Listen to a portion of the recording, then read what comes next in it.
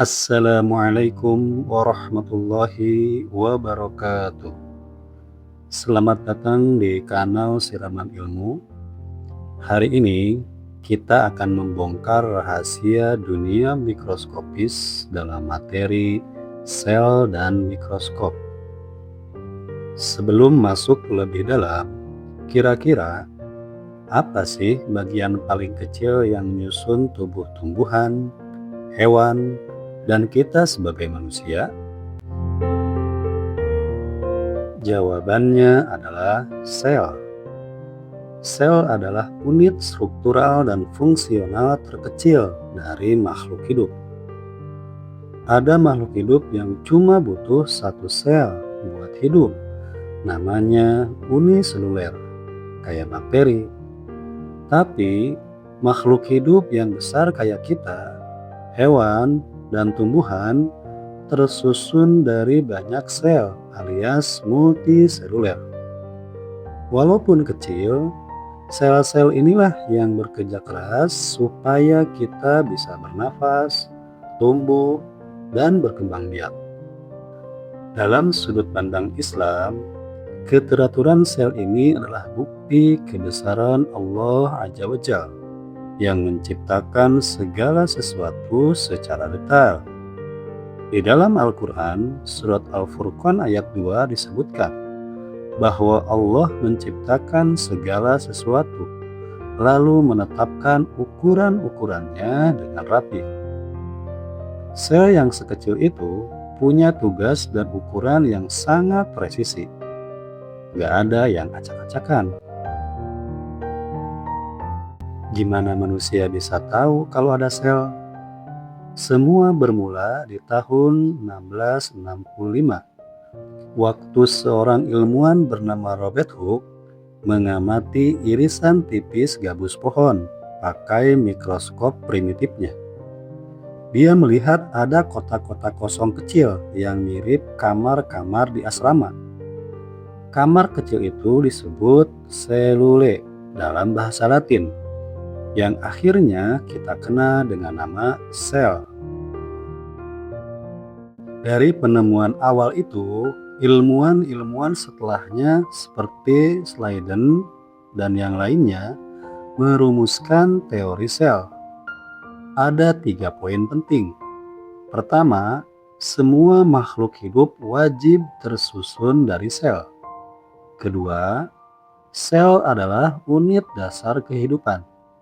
Dan ketiga, semua sel baru lahir dari sel yang sudah ada sebelumnya melalui pembelahan.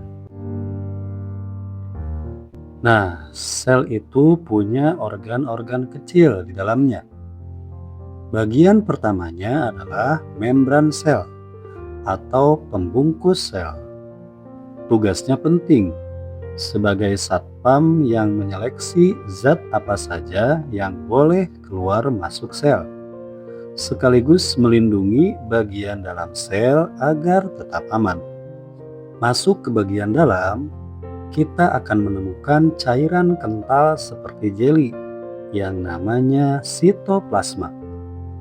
Cairan inilah tempat mengapungnya organel-organel sel dan menjadi wadah terjadinya berbagai reaksi kimia penting yang menjaga sel tetap hidup. Lalu, ini dia otaknya sel, yaitu nukleus atau inti sel. Disinilah tersimpan cetak biru tubuh kita atau DNA. Nukleus bertugas mengontrol dan mengatur semua aktivitas yang terjadi di dalam sel. Kalau nukleusnya rusak, sel nggak bakalan bisa berfungsi. Disinilah hal yang menariknya. Di dalam nukleus yang ukurannya sangat kecil, tersimpan informasi genetik yang menentukan hidung kita, warna rambut, hingga tinggi badan kita. Konsep informasi tersembunyi yang detail ini mengingatkan kita pada sifat Allah Al-Latif, Maha halus atau maha mengetahui hal-hal kecil. dan Al-Kabir, Maha Teliti. Karena ukuran sel itu sangat kecil, mata kita nggak bakal sanggup melihatnya. Disinilah kita butuh bantuan mikroskop. Di sekolah, biasanya kita pakai mikroskop cahaya. Alat ini memanfaatkan lensa dan pantulan cahaya supaya kita bisa mengintip keajaiban struktur dasar sel. Menggunakan mikroskop itu ada indikasinya ya. Gak bisa asal putar. Pertama, letakkan preparat atau objek di atas meja mikroskop. Nyalakan sumber cahaya. Lalu, atur fokusnya perlahan memakai skrup kasar atau makrometer dan skrup halus. Ingat, mulai selalu dari perbesaran paling kecil dan jangan sampai lensanya menekan kaca preparat karena bisa pecah. Nah, itu dia pembahasan kita tentang dunia terkecil penyusun kehidupan. Ilmuwan-ilmuwan hebat dunia selalu memulai langkah mereka dari rasa penasaran yang besar. Jadi, jangan pernah berhenti bertanya dan teruslah belajar. Jika video ini bermanfaat, jangan lupa klik like, share ke teman-teman sekelasmu. Sampai jumpa di video IPA selanjutnya.